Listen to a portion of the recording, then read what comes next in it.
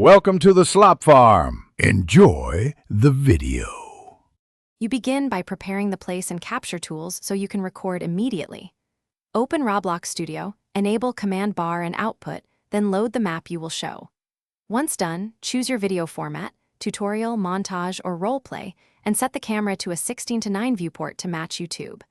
Launch OBS, set 1080p and 3060 FPS, and confirm desktop and microphone levels.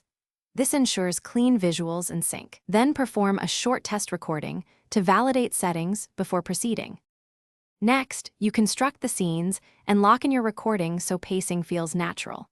Place cameras using camera service or custom camera scripts to get smooth dolly and pan movements. This helps viewers follow actions.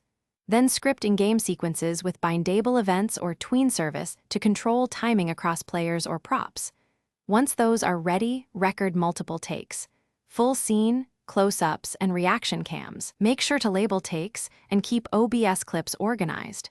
This saves hours in the edit when you assemble the best moments.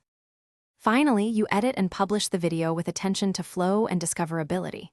In your editor, cut to the action, insert B-roll for context, balance audio, and add simple transitions. This keeps viewers engaged.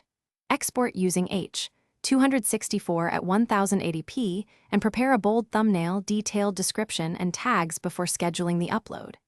If something breaks, like no audio, stuttering, or camera glitches, check file codecs, OBS audio routing, and any conflicting camera scripts in Roblox, often resolving those 3 fixes.